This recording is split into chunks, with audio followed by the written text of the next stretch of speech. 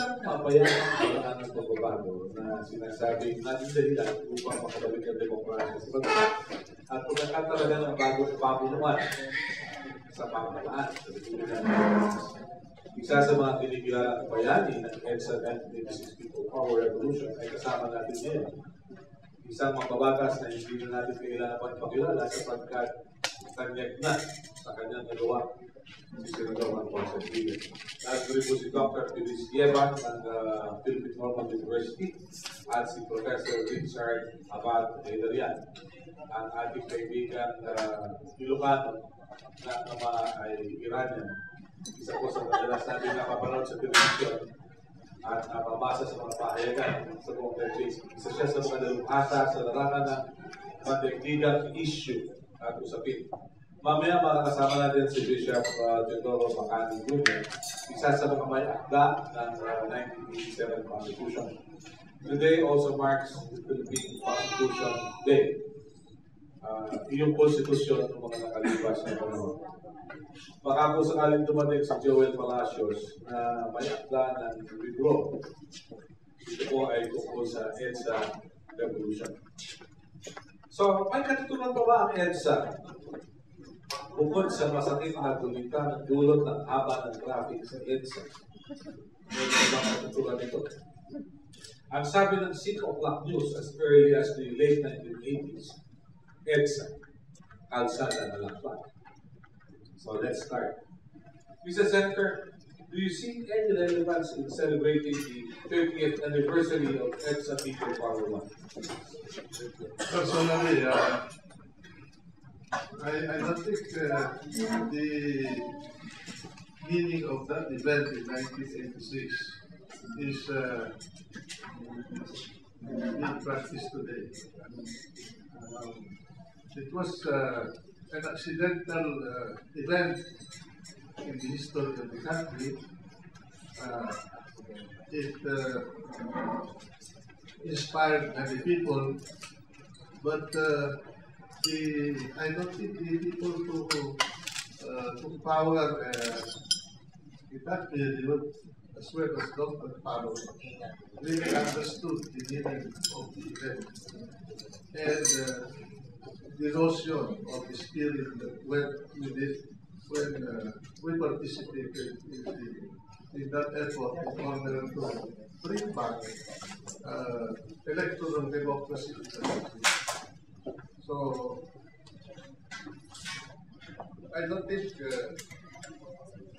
the celebration is really something to recollect the real meaning of that event.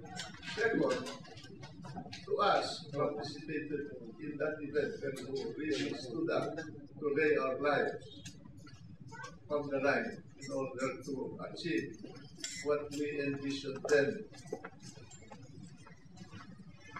as an objective of the effort. Really understood what was the meaning. To us, the date that ought to be celebrated is not 25. We were all asleep already. You do that celebrate your rest period. You celebrate the moment of encounter with history, and that is February 22nd. So, sa pagbili mo pa lang, Senator, sabit na. Sumabit na tayo dahil ang 25 ang celebration, when it should have been. Because if President Marcos wanted to use his presidential plenary powers against us in that early day of February 22nd, 1986, he would easily have destroyed us. Because we were, although we prepared a force to fight the government without any need of any support from any other sector of the society, the consolidation of forces took some time. At least it took some 24 to more than 24 hours.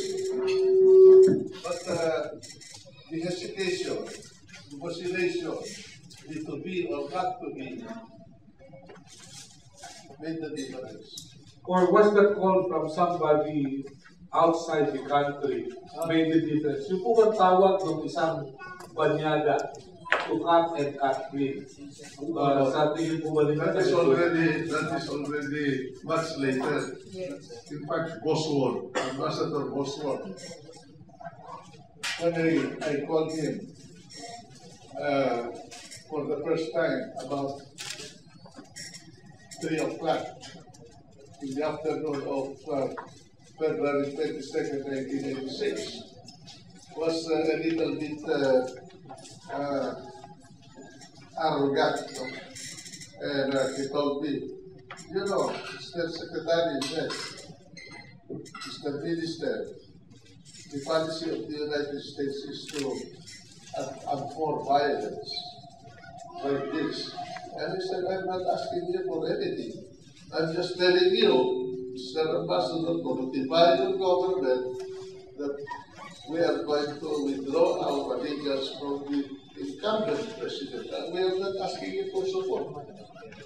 You know, Habib went to me when he came before seeing President Marcos accompanied by Bosworth. And he was asking me if there was going to be an event that will happen during that week. I said, I don't know. Really? Meron tayong mga hindi nababalit nung araw na yun lumalabas. So it's really something. Richard, Habib was accompanied by high officials of Washington. They came to talk to President Marcos.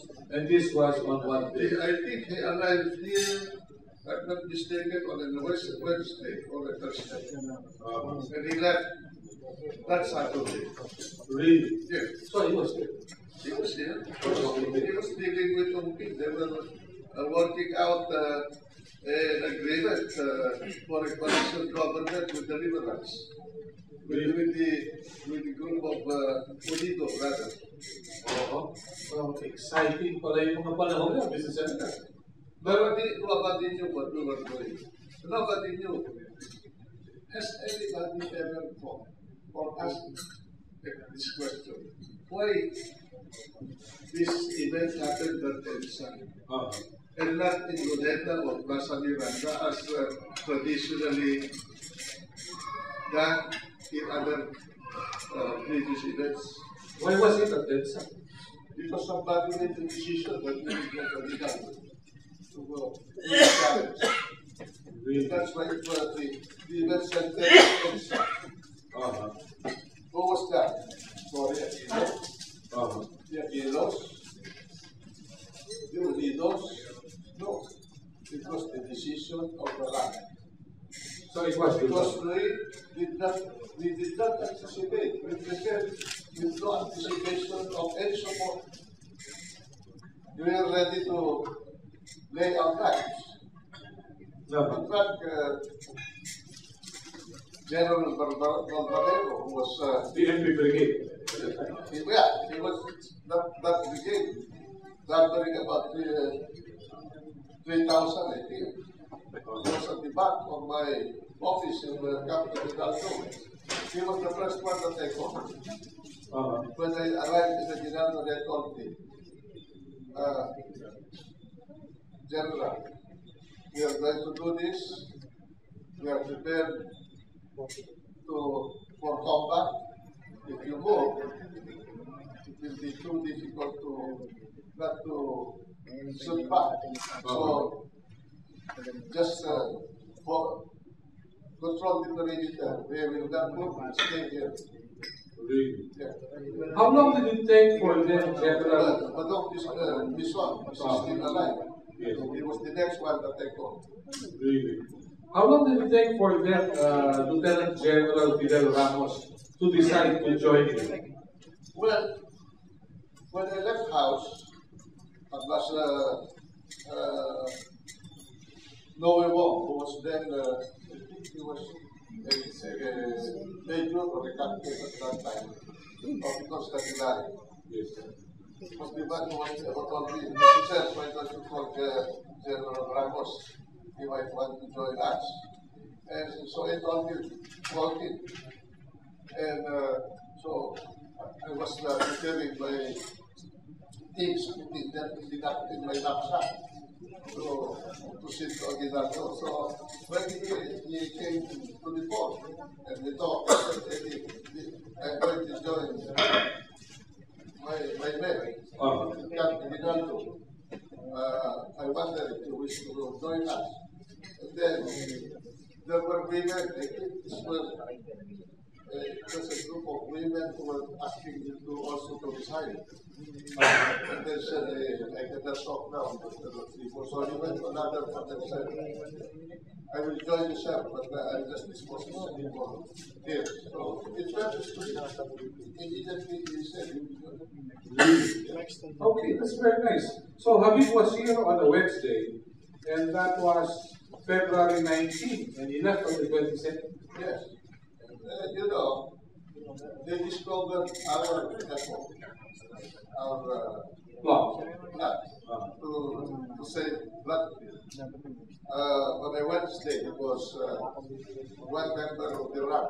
Arumi. Yes. No, not Arumi. I will not name him because it will affect his person. Okay. He was an officer of the Presidential Security Command. He was a member of our and then he was a classmate of Colonel Enrile, the son of the chief of staff. And he revealed that there was going to be an operation. That Sunday, following Sunday, that was a Wednesday. And here we told the father, they were taken out, they were shot, they did not know what to do. They hesitated. Then they arrested the aide of Mrs. Marcos Morales, Dick Morales. Then the arrest followed the arrest of the arrest of Morales was followed by the arrest of Dick Brillantes. Then Arumi, who was a colonel, a battalion commander of the Philippine Army. Then Jake Malhakan. Yes. And then there were 5 of them, Kerudin. Not other Kerudin.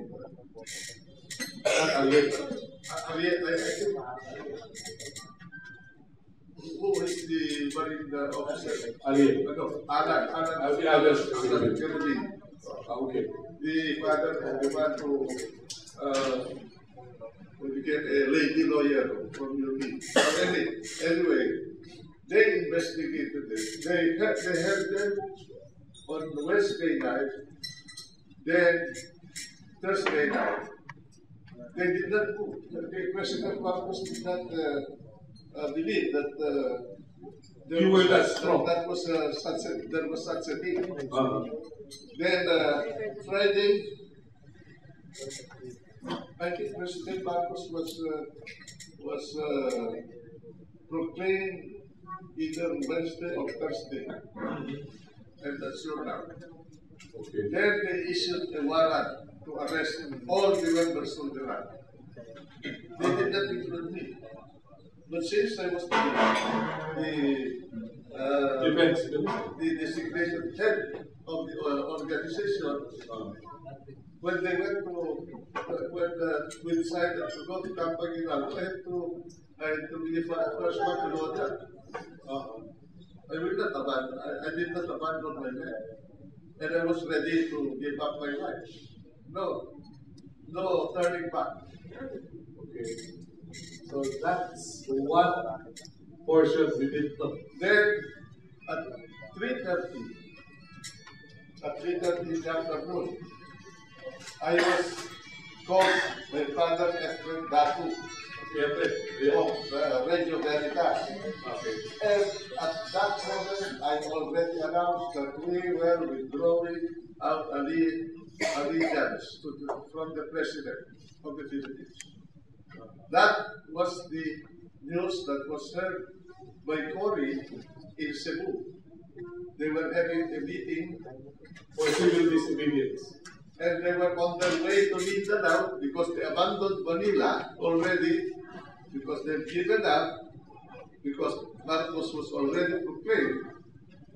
And they were going to set up a revolution, to start the revolution in Mindanao, because Pong Biason was there, who was helping them. He was the regimental commander of the Marines. Okay? So, masaya ito. Pero Richard, from an academician's point of view, was the Edsa revolution a laboratory for the Americans because they tried it also in Poland and they succeeded? Mahirap po rin sa mikropono natin dito. Mahirap po. Okay. Thank you. Richard, how do you look at it? Sorry. First of all, congratulations. I've been trying to say, you know what, as someone that was born after Edsa, I just want to sit down here and just listen to you guys. Yeah, please. To finish this whole thing, so that once and for all, after I called Bosworth, I called Ambassador Subiya of Japan. And I told him, Mr. Ambassador, please inform your government that we are going to do this. Why did I call this embassies? Because Japan was our trading partner, very close to us at that moment. And I knew Ambassador Subiya very well. I called Bosworth because we have an alliance with them. And we've been tied up with them as a colony. Then later on they gave us our independence, and we have been always with them all these years. Then I called up Rafael Sagas in the UN to notify the members of the UN that we are going to launch this effort against President Marcos. Then after that I called Cardinal Sin. That's when we talked. Then I called up, then Mrs. Aquino, Professor Aquino, called me up at 5 o'clock. I never asked any military assistance from anyone. The only one that I asked for assistance to buy guns. To buy guns on my own is Daniel Lahore, Ambassador of Israel to the Philippines. And what was his reaction? He allowed me to buy 300 Uzis and 500 guns without anybody knowing it. And it was ported into the country without anybody knowing it. We were training our men without anybody knowing it. No one ever knew anything about it. All this talk about cardinals being a member of the Revolutionary Council and so being involved in our planning, all bullshit.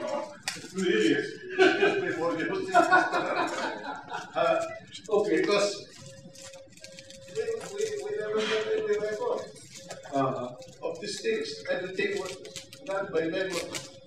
Really? By the people who were planning. Okay. So very excited. And then the documents very embodied our program of government and the members of the Revolutionary Council that we are supposed to put up because we never envisioned any civilian help. I told them up when I was going to Aguinaldo. And I spread it on Edsa. Okay.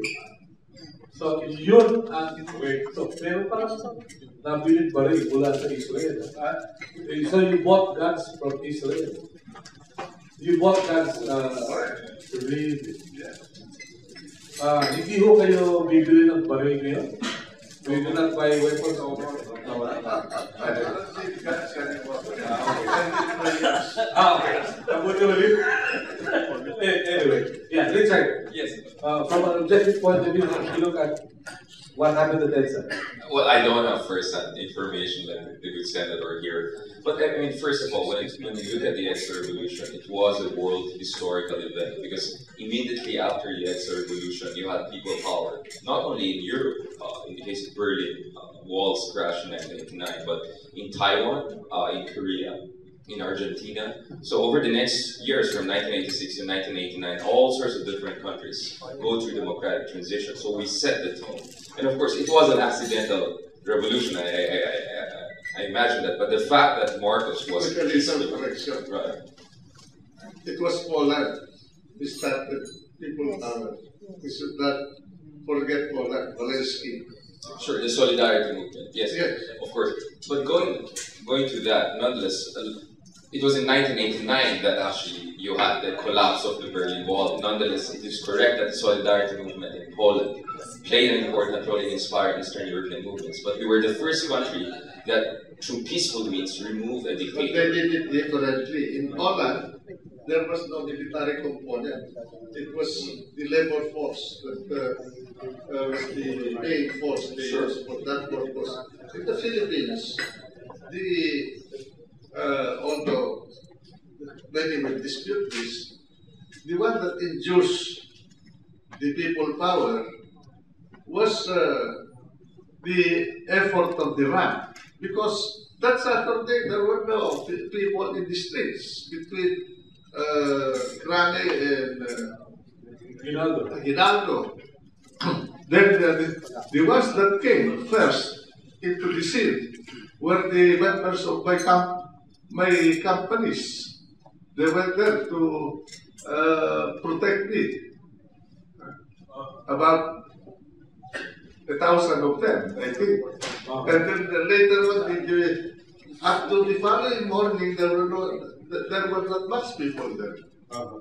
Then it ballooned at 2 o'clock when I was crossing.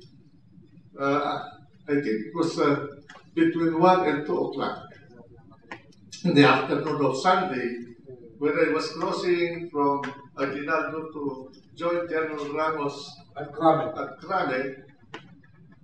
The crowd ballooned already. Throughout the night of Sunday, it ballooned, they stayed there already. And then Monday, the same thing. And then Tuesday, we were already sleeping. Relaxed mode. After Cory took her oath as president, everybody was asleep. Okay. Let me ask you this, Mr. Senator. Did you ever regret handing over power to Cory? No. We never, you see, we only intended to take power because we did not anticipate a civilian support. Now, we could not leave the country in a power vacuum, no? That will be worse than the other regime that we were dismantling. It will be anarchy. So we decided to form a revolutionary council composed of Cory, Salas, and myself as civilians, and General Ramos and General Rafael Ileto as members of the council to run the country until we hold an election. Really? Yeah. Okay, thank you very much. Professor Yeban from the Philippine Normal University. You're into development studies. Anong nakita mo? Dahil may 86 EDSA tayo. Pero ngayon, masaya na yung mga Marcos at tila magiging vice presidente pa si Bongbong. It's a difficult question, Neto, ha? Nilalagay mo ako sa... Anyway, kasi EDSA cannot be interpreted only from the point of view of personalities involved.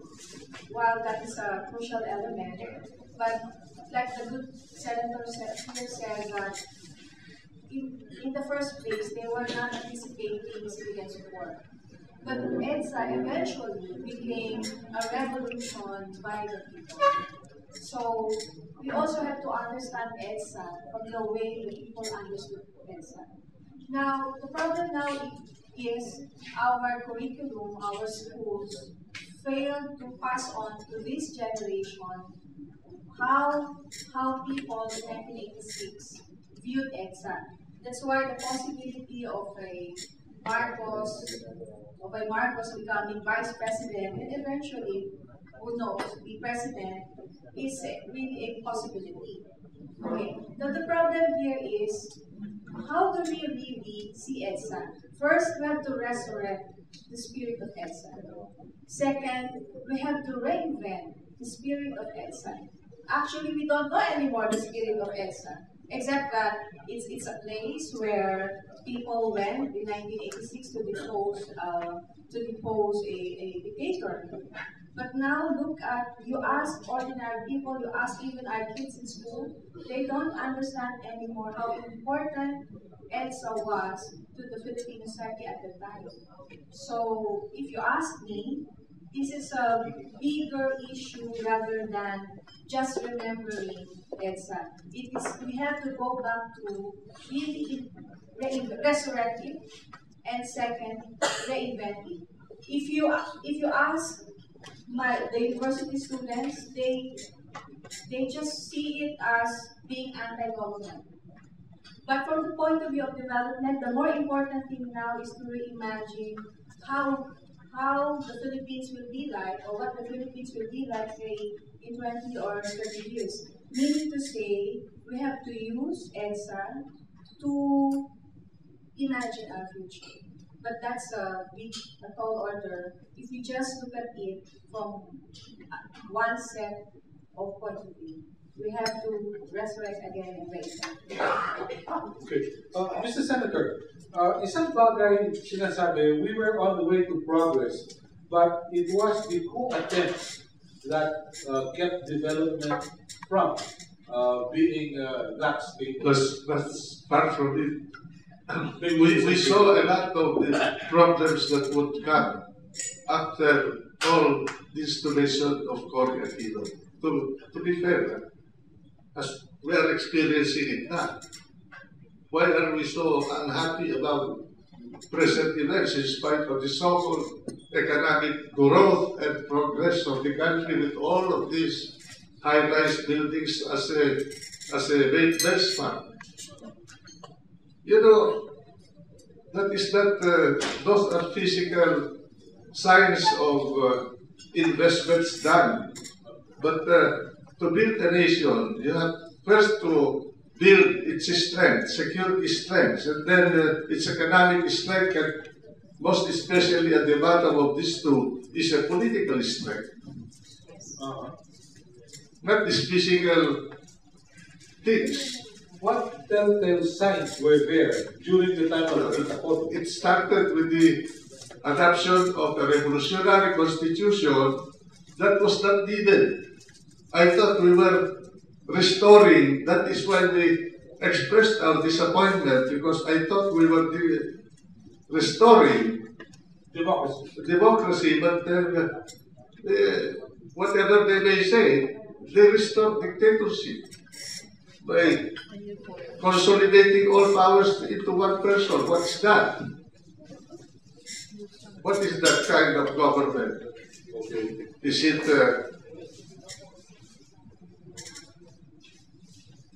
it as crazy democracy or whatever?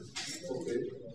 So, sa ganitong You pagkakaroon, have the power of legislation, the power of implementation in one person.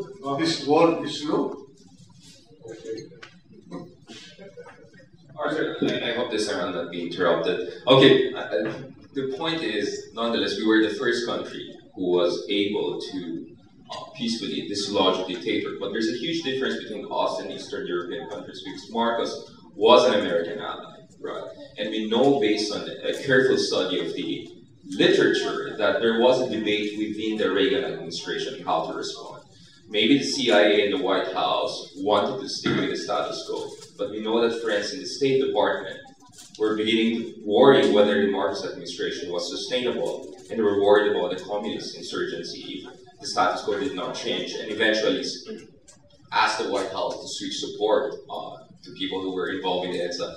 One second. And the fact of the matter is that in 1986 we got rid of Marcos, who seemed like a very solid leader on the US side. But over the next 3 years, you could see that dictatorships, both against the United States, on the other side of the curtain, Iron Curtain, and those also who were allied to the United States went down, including in Taiwan and South Korea, where you had regimes which were allied to the United States. So you're absolutely right that there are differences, of course. In the case of Poland, you had the labor movement, Solidarność movement, but nonetheless, we were the first country who set the tone that we can actually remove a dictator through peaceful means, and I think that's very important. Let me also say that we have to accept that the Edsa revolution was an incomplete revolution. Nonetheless, what happened after the Edsa revolution is that the elites who were in charge, in power, before Marcos declared martial law, were able to return to power. And if you look at how the Philippine democracy has been over the last 3 decades, you have more or less consistent number of political elite and economic elite who continue to rule this country. So in that sense, the Edsa revolution, yes, ended one-man dictatorship, but did it create a kind of participatory democracy whereby ordinary Filipinos can really shape their political system? I don't think we have achieved that. And just to keep this in mind, you know, as a benchmark, I look at 1986, 1987. Taiwan and Korea also made a transition to democracy shortly after us, right? But look at how far those countries have gone, not economically, because their economic foundations were established in the 50s, 60s, and 70s. But look at their democracy. Taiwan just last month elected Tsai, right? And if you look at the leadership that is in Taiwan, I met Ma Ying-jeou actually 4 months ago. He's really, you know, derided in Taiwan as some sort of lame dog. But if you look at the leaders in Taiwan, I mean, these are guys with PhDs from the leading universities in the United States. Extremely well-versed guys. When I talk to them, I feel I'm talking to a fellow academic or expert. And the thing with these guys is that if you look at Tsai, for instance, she's not only a technocrat in terms of her managerial skills, she's an expert in trade law, actually, and used to teach in university. But these are also people with tremendous amount of political charisma and no trace of any corruption scandal or whatsoever against them. So look at how far a country like Taiwan has gone since their transition from autocracy under the Kuomintang. Right now, whereby the Kuomintang is both out of the presidency and out of the legislature. And look at how ordinary Taiwanese are involved in their everyday politics. So put aside the economy, just look at the development of their democracy and political institutions. I think Taiwan should put us into shame, right? Not to mention Taiwan had no prior experience of democracy, right? While we had a prior experience of democracy in the early 20th century. So we stagnated in terms of our democratic development, forget about economics for a while. And yet countries like Taiwan have gone so far. And I think this also puts in the question whether the so-called, there's this debate, are the Chinese Confucian values consistent with democracy? Well, go to Taiwan and you can clearly see what a vibrant, democratic, Chinese-speaking country it is. And I think Taiwan should put into shame. I mean, if you look at the profile of the kind of leaders we have in this country, either there's corruption scandal there, or their managerial skills is put into question. And I mean, some of our candidates wouldn't even dare to run as a member of parliament in a country like Taiwan. So you're not saying Manny Pacquiao was a good senator? I don't want to name specific persons, but I mean, just looking at the profile of people who dare to even run for politics in Taiwan, they put into shame the people who are running for the highest office here in this country. By the way, I'm not endorsing Taiwan. I'm just saying as a benchmark, look how far fellow Asian countries have gone in the last 30 years since we made that transition. I'll put it there before I become more controversial. Okay, thank you, thank you. Yes, Senator. May I just make some correction with due respect to the professor. You know, the Americans had nothing to do with what we did. And they had nothing to do with what we did when we declared martial law. But they wrote on it, they supported it. Byron, who was the ambassador of America to the Philippines when we declared martial law, Henry Byron, was asking me, when are you going to declare martial law? I said, who told you that we are going to declare martial law? Now, in the same way, they wrote on the Edsa revolution without any contribution. Now, why did they support the succeeding government? Because they always want a pliable leader that will support them. So, now, How would you define If you talk viable? of the security situation in the country, when martial law was declared, true, we are having a problem. We were fighting the Muslim insurgency in Mindanao. We were fighting the communists in Luzon. But we were able to subdue them already when we had the Edsa revolution. There's no more internal threat in the country. The problem in Mindanao was resuscitated when they brought Miswari back. Against my advice to the government of Mrs. Aquino, you can ask General Ramos, I objected to the plan of Mrs. Aquino to meet Miswari in Sulu. And she insisted. Pimentel was there, Norberto Gonzalez was there, Ponce Aquino were there, who brought Miswari back from Saudi Arabia. And they were insisting that Mrs. Aquino should go to Sulu. I said, Madam President, you're the President, you should call that man here and deal with him in the palace, not to go to him. But they want to be popular or political. So what happened? Mrs. Aquino was forced to wait for Miswari's time to call for her. And not only that, she met Miswari under the ground floor of the house of Miswari. That's the insult that we got. Nobody knew about that. Huh? Oh. So may parallelism, Senator, huh? May parallelism because President Aquino, who's celebrating his birthday now, met with the MIF in Japan. I don't know, but I'm just telling you details of our history, no? And you can ask Greg Onasan. Greg Onasan was with me when we visited Sulu with Mrs. Aquino.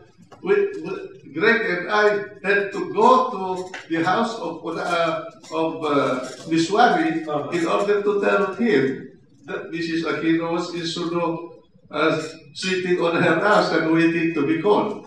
Wow. And we passed through an array of men in Kalashnikov guns. Masaya ito.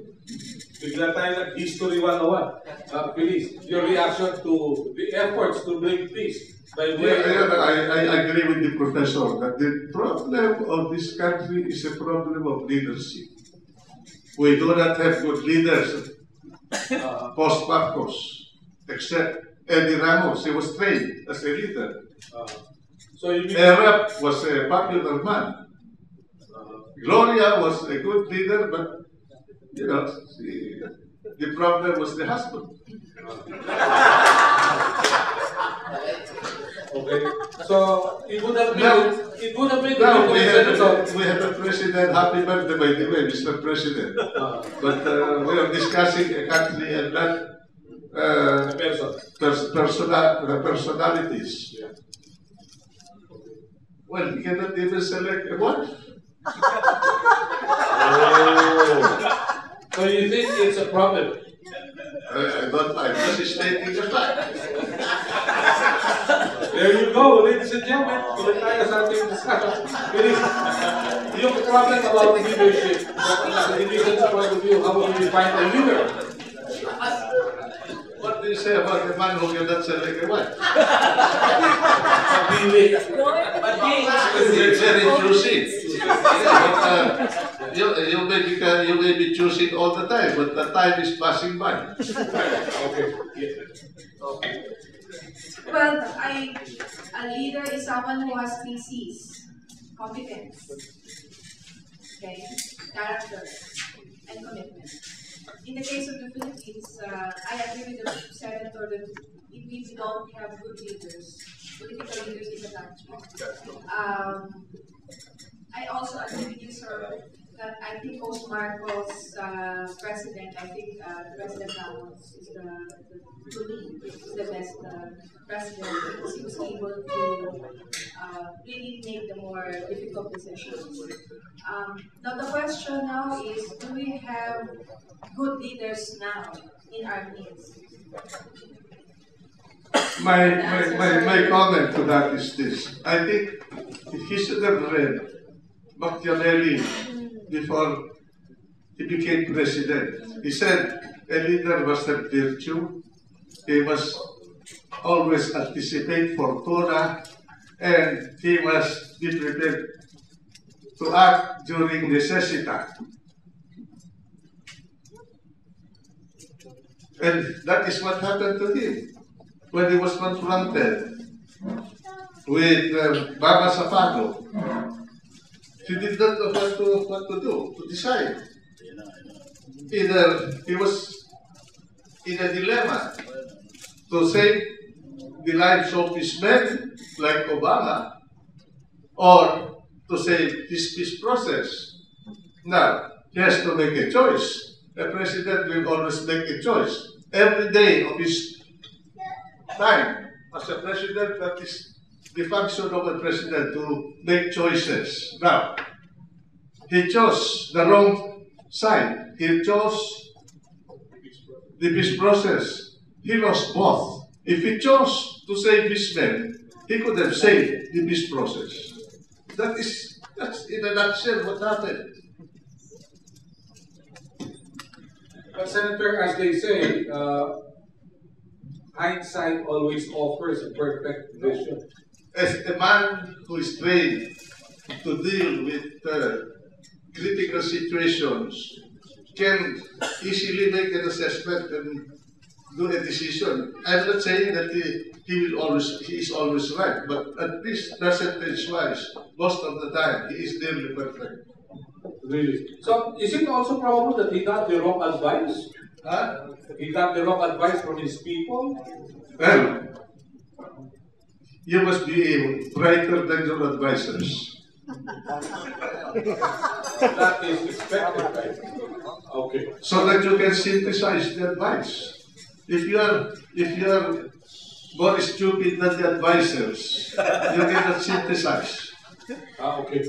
And that is the problem. We'd like to welcome His Excellency Bishop Ted Bacani. He made it at 10 o'clock as promised. Bishop, please join us.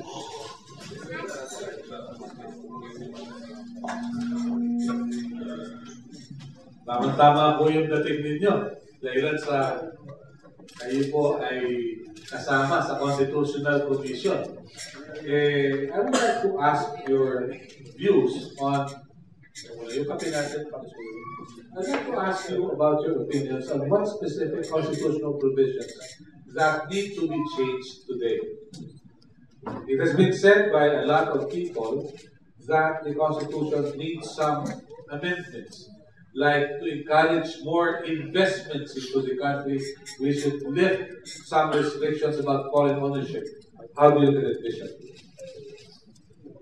Totoo po, nung panahon namin, noong 1986, malakas pa rin ang economic nationalism noon. May mga constitutional commissioners na medyo liberal na ang dating, katulad halimbawa ni Commissioner Romulo, mas liberal na kanilang dating. Pero ganun pa man ay malakas pa rin noon ang economic nationalism. Ngayon, palagay ko, kung i-consider natin ang pangangailangan ng foreign investments, baka kinakailangan na i-realize yung mga ownership provisions, yung perceptions ng ownership provisions sa Constitution pa. Dapat pag-usapan muli yung para makita kung ano talaga ang makabubuti sa ating bayan sa kasalukuyan. Kung halimbawa sa kasalukuyang panahon talaga hindi natin mapapasok ang mga foreign investments dahil sa more restrictive provisions, lalo na sa ownership mga bawas sa transportation, communications, media, at pati na sa land, no? Pwede pag-usapan. Pwede pag-usapan. Pwede talaga. Opo. Aside from this, what needs to be, amended? Yung isa palagay ko ngayon, lumalabas na yung pagdating sa citizenship, no? Linawin na maliwanag sa konstitusyon kung sino talaga ang natural born citizen. Palagay ko, yun dapat. Tapos, yung pagdating sa ang napaka-importante para sa akin yung party list. Masyado na abuso ang party list sa totoo lang. Yung dynasty, hindi nila naman natutupad Yung dynasty, iniwan sa Kongreso yun dahil sa kakulangan ng panahon. Sa totoo lang, kinagos ng panahon. Marahil, hindi kinakailangan ng gawing constitutional provision para sa ganun. Hindi na pag-uusapan ng Kongreso. Pag sa Kongreso, sigurado hindi papasa. Opo, thank you. Senator, would you care to react to the opinions of the good bishop about constitutional? I'm no longer around. These things will happen. We have to be realistic as a country.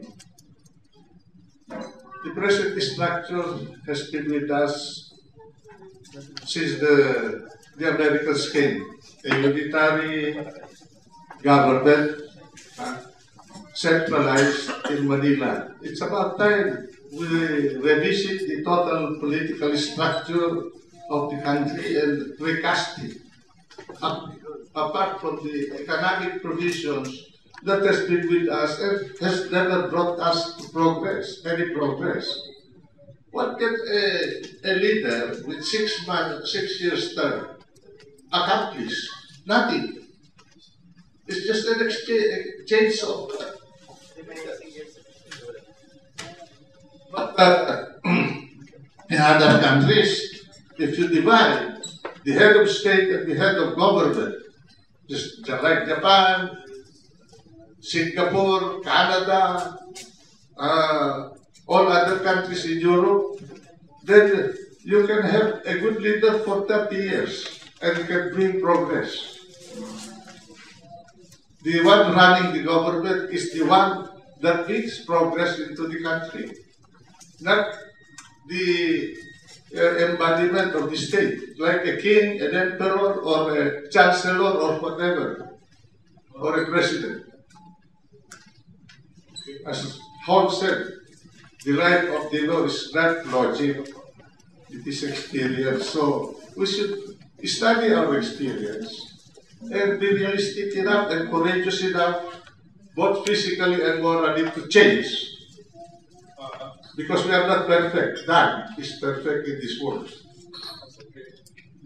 It's been said that Vietnam was ravaged by war for decades, and they don't operate democratically as the Philippines. But they are ahead of us, Mrs. Evans. Well, what is Vietnam? What kind of government do they have? They have a president and they have a prime minister. So the same with China, the same with Australia, the same with New Zealand, the same with India. But the Philippines, we like to call our king president. He's a king, but for a term. Malaysia, they have a kingship, 6 years also, I think, rotational. But the permanent power to manage the country is the Prime Minister. Who can be put out of service? How can you expect a man to manage the problems of the entire country from Jolo to Batanes? In even a small country like the Philippines. And sometimes he wakes up at 11 o'clock in the morning. Well, thank God he wakes up. Thank God he wakes up. Who? The president. I don't know. Masaya ito discussion. I never lived with him. It would have been a disaster as you opted to live with it. Anyway, Bishop, sabi kailangan natin ng leader. But the problem is, parang sinasabi na what we got to elect with the leaders instead of leaders. Election na naman eh. How should Filipinos split the coming election? Alam nyo, napakahabang proseso na kinakailangan. Ako, isa sa mga very disillusioned people, almost cynical. Pero may hope pa rin ako. Hindi ako hopeless. Kasi ang nangyayari sa atin ngayon, ang mga tao talagang nabibili. That is the simple fact of Philippine elections today. What counts is money. Dati-dati, meron tayong guns, goods, and gold. Mukhang humina yung guns and goods, pero yung gold... May girls daw po. May girls. Bago na naman yun. Pero Pero hindi pa kalakasan yun. Yung gold na talagang napakalakas. At talagang dito sa Pamililakan, sa probinsya, ako nadidisillusion. Kwento ng tatay ni Archbishop Sok nung buhay pa. Pasok siya sa isang bahay para magpa niya sabi. Pagpasok pa lang niya, magkano nabibili niyo? Tapos sabi, kung ganyan, sabi niya, kawawa naman ang ating bayan, kung ganyan. Okay? Sabi, wala akong pakialam sa bayan. Importante lang ay ang pera. Sa isang bayan sa Bataan, kung saan ako magmimisa na lang, sinabihan ako ng parish priest, Bishop, sabi, itong election dito, perahan lang. Bataan ito, bayan ng aking nanay. At nakalulungkot pa, binunod ka sa akin at kasama ko sa mga nagbibigay ng pera dito ay yung mga church people. Okay? Nandun naman ako sa Bisaya. Sabi sa akin ng isang dating kandidato, sumurrender na po ako, di po kaya yung bayaran na dito, umabot ng 6,000 per vote. Sinermon ko yun. Sinermon ko sapagkat reliable information. Sinermon ko dito sa Maynila. Pagdating ng kumunyon, may nagkumunyon sa akin. Pagka kumunyon, sabi sa akin, pagka kumunyon, Bishop, what you said was true. Is true, sabi niya. Kanya may mali pa rin po. Hindi po 6,000, 7,000. Ito ay in one of the poorest provinces in the Philippines. Kanya ako dinidiretso ko mga tao. Kanya yun lang, dinidiretso ko yung mga tao ng Edsa. Sabi ko sa kanila, gago ka kapag ka pinagpili mo yung boto. Gago ka. sabi mo yata salamat. Yun nga. Nakakalungkot. Okay. Sabihin ko sa inyo, yung aking pamangkin, kumandidato dito sa Manila, nilapitan ako sa isang restaurant, isang barangay chairman. Hindi ko kilala, nilapitan ako, kumakain ako sa restaurant. Ito ko hindi ko nababanggit, baka akala kumakampanya ako, pamangkin po niya. Opo, kako. Alam po niyo, magaling, sabi niya. Maganda pa siya. Kaya lang, kinakailangan, alam po, hindi, ganito sabi. Kaya lang, malamig po ang dating. Sabi ko, paano malamig ang dating? Alam niya na po, Bishop, ngayon, hindi na po pwedeng galing lang. Kinakailangan magbigay ka. Sabi ko, kung ganyan tayo, wala na tayo. Hindi ba tayo magbabago? Wala na po. Ito sinasabi. Hindi na po magbabago yan. Ako po mismo, sabi, hindi na po humihingi, pero yung mga kasama ko po, ganyan. Tapos, alay mo, bago kami maghiwalay, ako pa ang pinag-aralan. Sabi sa akin, Bishop, huwag niyo na po babawalan yung inyong pamangkin na magbigay kung magbibigay. Akala mo, ang obispo pinangaralan. Sa halip na ang obispo, sabi, sinabihan ko na siya, ayaw, iba na ang takbo. Sabi nga po, araw-araw naman na hindi yun. Pakilapit lang po ng concept, medyo may gap, hindi lang kasi yung mga television. Richard, Professor, closer please. Okay. So, sabi, hindi naman araw-araw lunes, kaya okay lang. Hindi po. Kasi naging ugali na yan. Tayo po talagang kultura na natin yan. Ugali na natin. Kaya sabi ko, mahabaan yan. Kailangan talaga, the only way is through education. Yung education, mahabang proseso. Pero kung hindi mo gagamitin yan, walang mangyayari. Ang tao kinakailangan mabagong pananaw, mabagong puso, para mabago ang pagbulan. Opo. Mr. Senator, let me take the opportunity to ask you, anong mangyayari sa investigasyon ng Senado sa mga sapato? And I believe my friends would like to listen to. The Senate is not an investigating body to prosecute. The Senate is an investigating body to legislate. Yes. As far as the legislation portion is concerned, that was done. But the unraveling of the Wamba Zapano bloody incident will happen after this administration steps down. Well, the president is the central figure in all of this. He cannot escape it. If you give aid and comfort to the enemy of the republic, what is that? Is it not reason? Well, you characterize it, but that's true. It's an openly articulated ground for impeachment, but it's still impeach him. You cannot impeach him because he controls the House of Representatives. He controls the lot of people in the Senate. But when he's no longer impeachable, he becomes an ordinary citizen of the Republic, although he is an ex-president, then he will have to face the music, face the people. Okay. Through their mechanism for exacting justice.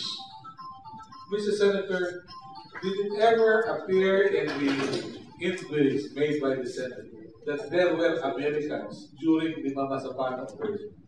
Yeah, but you know, they hide behind the claim that this is a part of the security arrangement between the Philippines and the United States. But I told them, what security is there in enforcing a search warrant? It's a plain and simple police operation. If our president does not understand that, I do not know what he understands. You're just sending your policemen to enforce a warrant. That's the work of a sheriff. Pero ang sabi ni Ambassador Goldberg sa isang forum sa Goldberg sa Kamuning Bakery na dinaluhan namin ni Iggy, nandun yung mga Amerikano to help rescue yung mga police na they were in some Blanca with some of them with the president. They were in the headquarters of the Peñas. Some of them. They trained the 84th Seaborn that did the mission and accomplished it. In fairness to the sub units. They did very well. They accomplished the mission. Nobody, not the army, not anybody else accomplished the mission. They did. The problem happened during the withdrawal. They were on the withdrawal phase when the problem happened. Now, if we had much criticized Obama as a president, like what he did in Al-Qaeda in the case of Osama bin Laden, the first order he said, do everything necessary to bring home the men. That is a president. So, not a sheriff. Okay. All right. But the American ambassador said they already relocated or transferred the special force in May of 2015.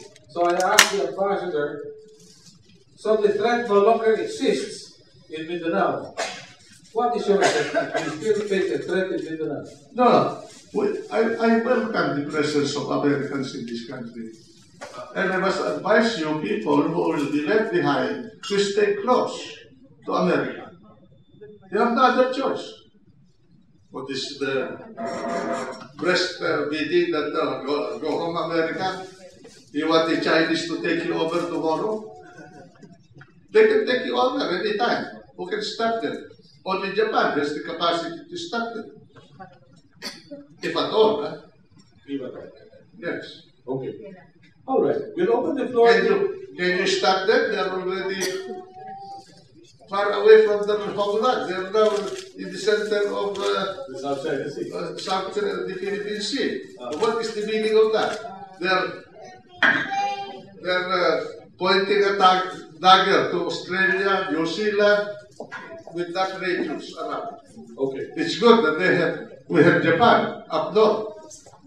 If China booms, they will take over Sakhalin. What is Russia to them? Nothing. Okay. Thank you very much.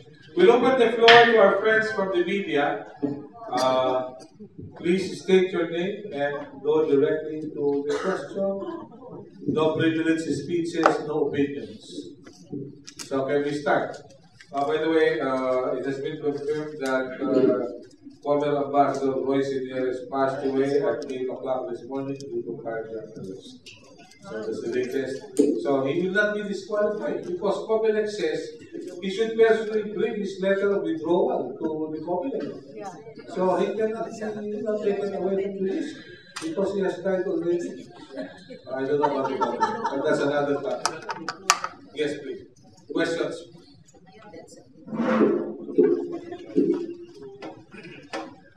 Senator Edsa sa tribune. I think the little number because I'm 92 years old. Advance po from Daily Tribune.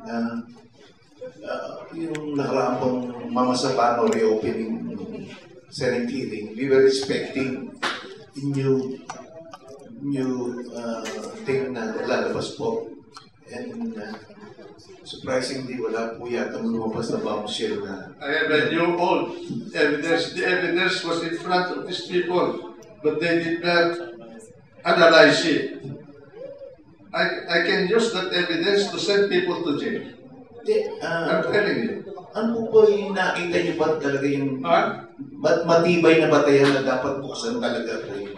Oh, kung walang magpa-fight, I'll be the one to fight if I'm still alive. You want to come and watch when the time comes. You're welcome. I'll give you a ticket. Okay. Ano po yung specific evidence na nakita ninyo that can put people to jail? My God, he's the president. That's why I said President of the Republic of the Philippines. What's the meaning of that? He is the central figure. There's only one president in the country, the repository of the plenary powers of the Republic.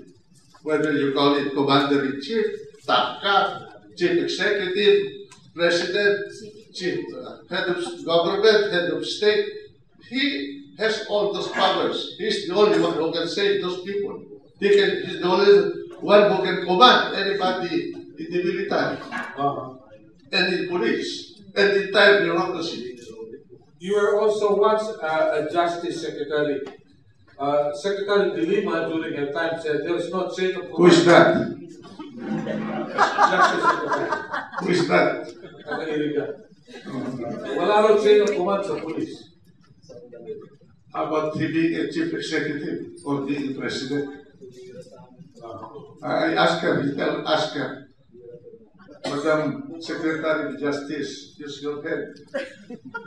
As a president, he cannot command the police. Okay. Thank you very much, Mr. Senator. Yes, please.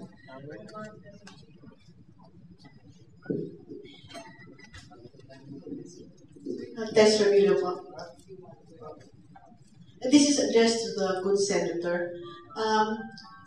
In your experience of politics the past how many years up to this point, where have we gone wrong aside from leadership?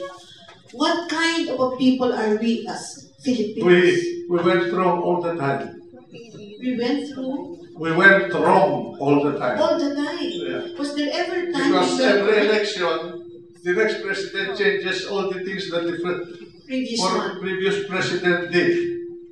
Like what happened to Marcos. Yeah. Who brought a lot of infrastructures in this country over time?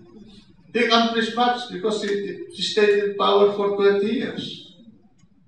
As I said, I go back to what I call it.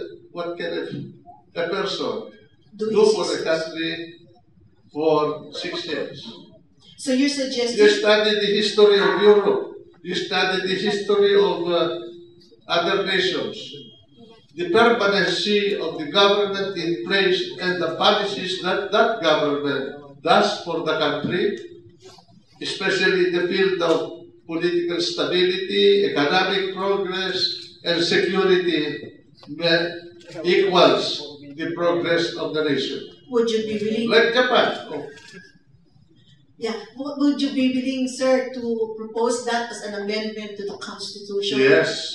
Well, I want to, if I have my way, I will federalize this country so that you have more heads doing the work to bring progress and adapt a parliamentary system of government. If you have a scoundrel for a leader in parliament, kick him out immediately. If you have a good one, then keep him for 30 years.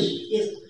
But parallel to the extension of leadership, do you see anybody amongst the candidates right now who would fit the kind of leader you have in mind? I have, but I will not. I will keep it to myself to be fair to the others. Okay, thank you very much, sir. We have very good leaders, well-educated leaders, like this young man here, young fellow. He will see what is going to happen in this century. According to the experts, it will start to pop up like popcorn in 2025 to 2030, and I hope he's wrong, no? But the signs are very clear, just like 1941.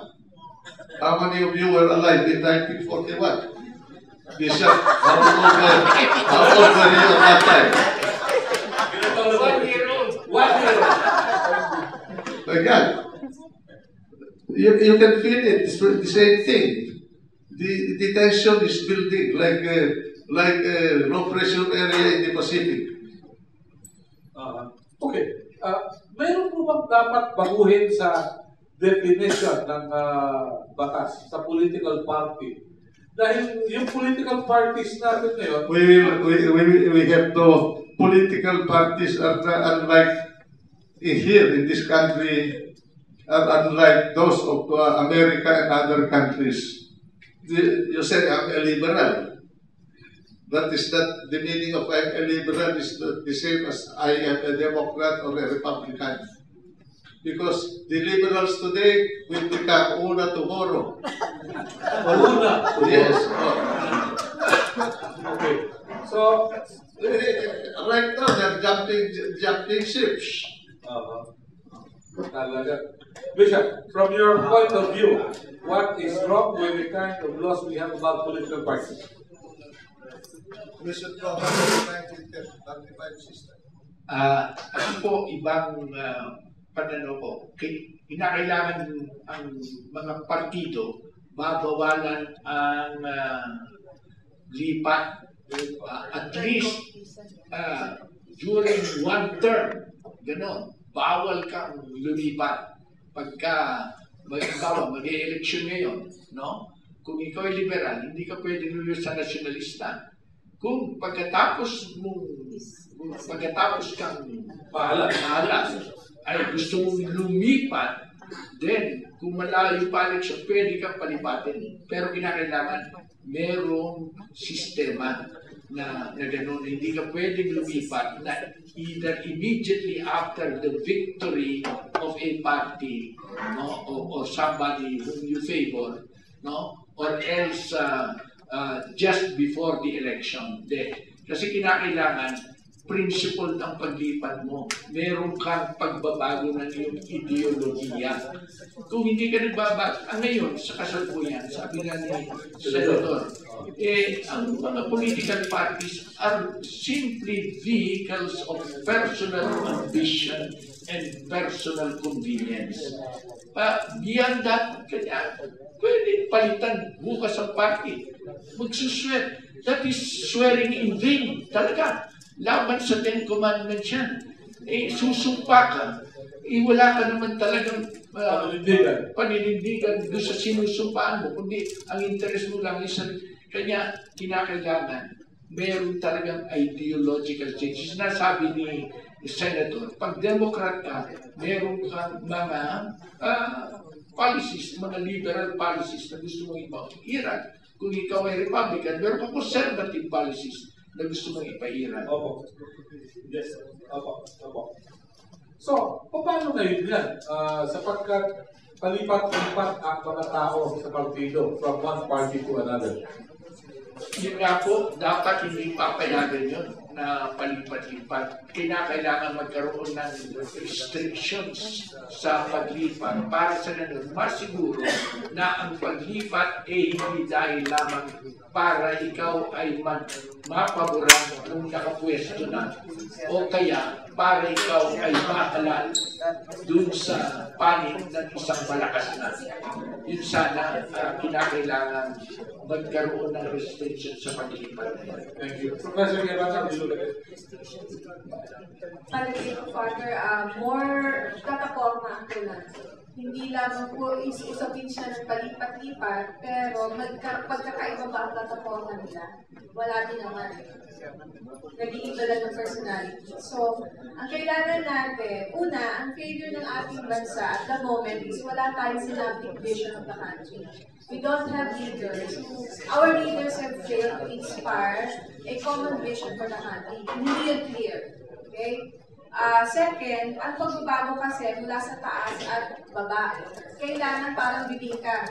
Para ang init ay tama. Meron init sa taas, may init sa baba. Pangatlo, wala tayong mga culturally rooted symbols. Lagi natin sinasabi ganito sa Amerika, ganito sa Japan, ganito sa China. Kinakailangan, it's about time na mag-stop taking tayo, kumuha tayo ng culturally rooted symbols. Halimbawa, bakit hindi natin, bakit may problema sa Mindanao? Kasi hindi sila nakabanig Hindi nakabanig ang bansa, hindi tayo, maraming mga nakalabas, dun sa banig. So, kailangan natin baguhin ang edukasyon. Kailangan natin i-emphasize yung mga dapat na simbolo ng bansa natin sa ating educational system. Wala din tayong strategic plan for the country. Kaya pabago-bago. After 6 years, tingnan yung ating medium-term Philippine Development Plan. Hanggang 6 years lang. After that, wala na naman. So, bakit wala tayong 20-year, 30-year strategic development plan for the country unlike other countries? Yun ang kulang natin. Ang ating institutions hindi inclusive, extractive. Tignan nyo yung, maaaring very, sa akin kasi, ang nagugustuhan ko sa kalagayan ngayon, sa administrasyon ngayon, yung sa aspeto ng pagbabago ng bureaucracy. So, nagiging performance-based na siya. Okay? Performance-based na ngayon yung bureaucracy. Pero kulang yon. So, baka pag kami naupo na namang iba, babaguhin na naman niya yung, yung direction ng bureaucracy. So, kinakailangan, number one, meron tayong long-term strategic plan na kahit na sino yung umupo, he or she will be faithful to the strategic plan. Okay? Second, we have to reform education. Tama-tama yung ginagawa ngayon, no? Na yung K-12. Pero wala tayo sa universities. We have not reformed our universities. So, nandun pa lang tayo sa basic education. Okay? Pangatlo, kailangan nating mag-usap-usap. Different sectors should come together and really discuss and really design the country that we want. Yes, very quickly, just gone down what was sabihin, but first of all, I think nakalimutan natin yung kahalagan ng political parties. No? What political parties provide, aside from platform policy, is that they raise funds, right? They provide organizational support. So kung wala kang stable or solid political parties, ang nangyari dyan, political dynasties and irreplace, individuals and irreplace. The other thing is that you can have actually legal intervention. So when I was in Indonesia 2 years ago and I was trying to cover the rise of Joko Widodo during that time, I realized that meron palang batas dyan sa Indonesia na hindi ka pwede tumakbong presidente unless kasama ka sa isang partido na hawak niya, I think, 25 to 30% of the parliament. Right? Mahalaga yun. So, kasi dito sa Pilipinas, baliktad ang nangyari. Ang tinatawag nila dito ay bandwagoning. Kung sinong presidente at leading sa surveys, ang mga tao nagde-defect sa kanya. So, in Indonesia, ginawa nila baliktad. So, kung gusto mo tumakbo, dapat loyal ka dun sa at least yung party or coalition na hawak niya yung 1/3. So, meron ka ng party discipline already. And once you run with that party, the party can control what the president does. It's not the case in the Philippines whereby baliktad ang nangyari. Nagbabandwago ng tao doon sa leading sa surveys at yung eventual na nanalo. So, mahalagang issue yan. The other thing I want to say very quickly is that I absolutely agree that we have to have revisions on our constitution on the question of term limits. Absolutely cannot do anything in 6 years. And my big problem is that kung wala kang re-election, wala rin insentibo yung leader na gumawa siya ng tama. Kasi in the US, you have first term, and if you do well, you'll be re-elected. So the pressure is on the president to do well in the first term so that he can get re-elected. That's an important thing. Here, you're stuck with one guy for the next 6 years, and he could be a completely average or below average guy, unless we can impeach him, which is a very difficult thing, as we have seen in the case of the Philippines. The only thing I want to say is that, very quickly, on the Mamasapana issue, I think one major question we're not asking is, why to begin with, we conducted that operation in Mamasapana. I've talked to intelligence officers from very big Western countries, aside from the United States, and ang tanong nila sa akin, they were very surprised why would Aquino risk the whole peace process for conducting an operation in an area which was part of the ceasefire, right? There was a ceasefire between AFP and the MILF there, without any consultation with the leadership of MILF or with AFP, right? And for that person, Marwan, who was no longer considered as a top security priority by 2030 and 2040, he was a key important issue in 2010, 2011. So why risk the entire peace process, right? I think that's the more important question that we have to ask. So what happened was we compromised the peace process in Mindanao because of this global war on terror obsession with getting rid of Marwan, even if perhaps it was not as important as that. Our friends in Australia, our friends in the United States, they have done a lot of investigative reports on that. And you could see that perhaps it was not really worth it to begin with. And I think this is a fundamental question we have to ask Aquino. Why did you ruin the whole peace process? Because clearly, if you look at the SWS surveys, support for the BBL was quite high. In fact, in the first weeks of January 2015, even people in the NPA were signaling their willingness to be part of negotiations because they were inspired by what was happening with the momentum generated in the MILF government negotiation. And then boom, Mama Sapan happens immediately. I predicted that in an article column for Al Jazeera, and this morning also I have a column on that. I predicted that support for BBL would go down, and immediately that happened. So the president made a big mistake. For Marwan, he ruined the whole peace process, and I think that was not worth it. The question is, why did the US offer $5 million if it's not that important? That is another criticism. I think we have to really find out what is the role of the United States here. I mean, Goldberg in his interview with our good friend Howie Severin said there's an agreement between the Philippines and that will facilitate cooperation between PNP and the US Special Forces. Sure about that, because if you look at everything from VFA, mutual defense, it's all about between military to military relationship. I'm not sure what police forces he's talking about, unless there's some counter-terror measures that we're not aware of. So I think the role of the United States is something we have to look at, and I think it's very unfortunate that it seems both US and Aquino were willing to risk the whole peace process for getting rid of Marwan, who seems, in retrospect, not to be actually that important. And now, because of the collapse in the BBL, you can have two scary situations. One is possible fragmentation within MILF. We already know that the people based in MILF. These are the loose cannons within MILF. And now with the deadlock in the peace negotiations, some people with the MILF are already agitating for action. We saw that in Lanao del Sur in the report by Philippine Daily Inquirer. My fear is fragmentation with the MILF and weakening of the moderates who are the leadership. And the scary thing is that you can already sense it, the extremist groups, right, who have pledged baya, or which means loyalty, to ISIS command, are now reconsolidating themselves, building coalition and rebranding themselves. And they will be the first people who will benefit from the breakdown in the peace process. So I really hope that we see this bigger picture. And I really feel bad that BBL went down. I think BBL should have gone through amendments, necessary amendments on indigenous peoples, everything like that. But I think it's very unfortunate that because of Marwan and because of grandstanding by some politicians, now whole peace process is in question. And I'm really fearful for what's going to come next in Mindanao. Mr. Senator, you were once a defense minister. You've studied Mindanao for a long time. Before we discussed this before your unwanted vacation somewhere at 365 Club with Royce Fuego, that you shared the opinion that you seek trouble in Mindanao. You seek trouble in Mindanao. Polarization. Do you still see the situation now, Mr. Senator? The present problem? Yes. It will become worse. I'm telling you. Even the BBL, they have this stupidly crafted document. That's why I prepared 100 pages of questions that they could not answer. And I challenge even the best professor in this country to read it, and if he can make a go of it. You cannot make a go of it under the present constitution.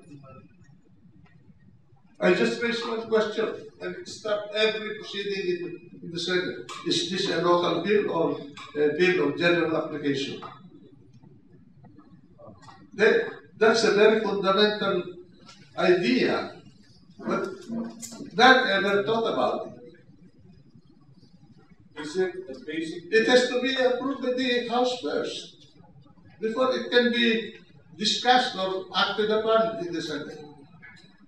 Okay. So, the American ambassador, by the way, said he looks at the BBL as a domestic issue. It's a domestic issue. Well, some people want to internationalize it for their own for their own interest. So what should it be? How do we look? My God, we have handled that problem. We liquidated it. I dealt with the foreign minister of Libya. I went to Libya with Mrs. Marcos, and we were able to finish it. It was gone after. Before the Edsa revolution, that problem was no longer a problem for the country, but it was resuscitated. Now, even the communist threat, internal threat in the country was almost liquidated. We arrested all the major leaders of the Communist Party. And they were released by Mrs. Aquino. And that's what disappointed many of the people who were their combatants in the military. You know, it's easy to talk about these things if you have not experienced it, but it's all theory. Wow, we're in for something. Thank you very much, Mr. Senator. Yes, please. Yeah, I'm Royce Fuego. I'm a retired journalist. Ang sasabihin ko po ay this BBL is doomed. This is an incendiary that will burn Mindanao in a few days' time, whether you believe me or not. These peace negotiators talking with the MLF sides, they don't know what are the genuine aspirations of the Moro people. They read it by the books. Yes, they're brilliant scholars. But hindi po sila kumain sa plato ng Muslim. Hindi sila tumira sa bahay ng Muslim. Hindi nila alam ang kapatid ng Muslim nila. One more thing. I've been a scholar at the Gariones University together with the UP scholars led by Dean Froilan Bakungan, we discussed thoroughly about the moral aspirations in the Philippines. We know it. Wala pong makakasolve dyan. Yera lang. Antay na lang po natin yan. No question. Thank you. Okay. Let's look forward. We're running short of time. I'd like to just add this. Yes, simple fact. That DDL is a Trojan horse. Be careful about it. Let's look forward. What can we expect from the Philippines 5 to 10 years from now? The good senator said we should go parliamentary. How about we go monarchy? You know, if parliamentary, you can vote out the president for a no confidence vote. But under a monarchy, just as Cromwell did, he just made it sovereign. Pero, I want to ask you, who is going to be the monarch? Ilocano, Bisayano, Waray, Bicolano? Yan ang maganda. Hindi, baka ako American citizen. Yun. Sabi ni Richard. Piling apply. Please, Professor. What do you foresee? Ano mangyayari sa Pilipinas 5 to 10 years from now? As far as education is concerned, ano kailangan gawin at mauupong presidente? Number one, I'm for parliamentary system, so I'm for a revision of the Constitution. I'm sorry, sir, I'm not for federalism for some reason, but it's another story. Second, I'm an optimist. Although yung mukhang ang senaryo natin ay negative, pero ang tingin ko kasi maraming nangyayaring maganda. Hindi lang natin nakikita kaagad. So we have to invest in education, not just basic education, but also university, teacher education in particular. Number two, we have to intensify our voter education. I don't think there are universities that have really good voter education program. We have to have a continuing voter education program. We have, for the next set of officers or leaders in this country, they have to really sit down and develop the strategic plan for the country. We don't have it. We need leaders who will inspire, like I said, a synoptic vision. We know what happened in the past, but we do not have a shared vision of the future. So we also have to include in our curricular programs in the university level futures and strategic thinking as a degree or as a course that we have to develop the next generation to have strategic mindset and a futuristic mindset. Not only a love for history, but also a love for a positive future. Richard, objective point of view. You're speaking as a Filipino and as an Ilocano, right? Very quickly. I want to leave time for. I think the upcoming elections will be very important in determining what happens for the next 5 to 10 years. I'm both worried and I'm both hopeful. If you look at the race right now, it's really a 4-way banana split, if you look at it. And my fear is that the next Philippine president will be a minority president. We had that in the case of Ramos, but Ramos is an exceptional person. He was a hero during Edsa. He could pull off and put the country together. But looking at the profile of the 4 leading candidates right now, if any of them end up as a minority president, I don't know what's going to happen. Will he have the political mandate, courage, and will to really push the country forward on structural reforms that we need? Akira has done a good job in terms of creating macroeconomic stability. We have grown 6.2% in the last 4 years, the fastest of any administration in the last 5 decades, but it's not inclusive growth. Unemployment, underemployment, poverty have not changed. So we should not have a minority president. I hope we'll have a popular president with a mandate. And then now you have questions on the Comelec, the competence of Comelec. You have a situation whereby commissioners openly accuse each other of partisanship. You have a situation whereby individuals who are accused of misdemeanor are now in charge of printing the ballots in the Comelec. These things do not inspire trust in the ability of the Aquino administration to properly conduct these elections. I hope we get rid of those questions. Then you have a situation whereby your leading candidate in the latest surveys is still questioned on the issue of whether she is eligible or not, both on the citizenship and residency issue. There's a lot of uncertainty on that question. And based on my conversations with a lot of business sectors, a lot of people in the policymaking world here and abroad, they're really wondering who will be our next president. Because finally, the Philippines is no longer seen as a sick man of Asia. We are in the radar. Whether we deserve it or not is another question. But what they want to know after this election is, was this last 6 years, the level of stability we had in macroeconomic growth, was it a sui generis or was it an exception? Will we go back to business as usual that we had in the past in the previous administration? Or this is just beginning of a new chapter for the Philippines? And we will get to know that in the next 3 to 4 months. I think the #1 priority for Mr. Aquino right now, beyond making sure that his anointed successor wins, is to make sure that elections will be handled properly.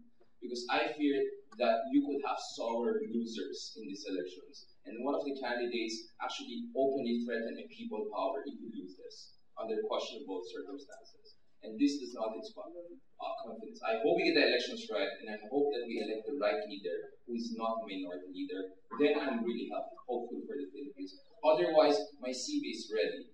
If we elect a bad president, maybe I'll consider teaching somewhere else. No, I'm just kidding. Thank you very much. But anyway, let me ask you.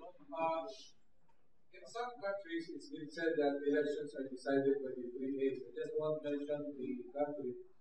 But somewhere in South Asia, elections are decided by the 3 A's, Allah, Army, and America. Do you see an American role in the coming elections? Well, I don't see only an American role, and since a lot of countries have a stake. Do you see Japan? Japan, maybe China also has a stake in these elections because there is a perception that if Aquino goes out and a different president comes in, we'll have a different policy in West Philippine Sea.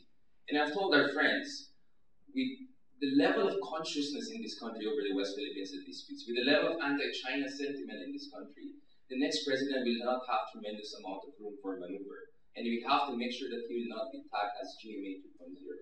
So, nonetheless, many are hoping that if their own candidates win, that could mean a huge change in the Philippine foreign policy. We don't have time to go that, but you know my criticisms as far as Philippine foreign policy is concerned. Very briefly though, what should be the foreign policy of the one who sits in Malacanang by at the very minimum, ang gusto ko lang sana mangyari is, we don't have a president that likens another country to Nazi Germany on 2 occasions. This is immature. I think we need a president who has a mature, calibrated rhetoric. Actually, on 2 occasions, in an interview with New York Times, and when he visited Japan, said China is something like Nazi Germany. I don't think that's a mature rhetoric.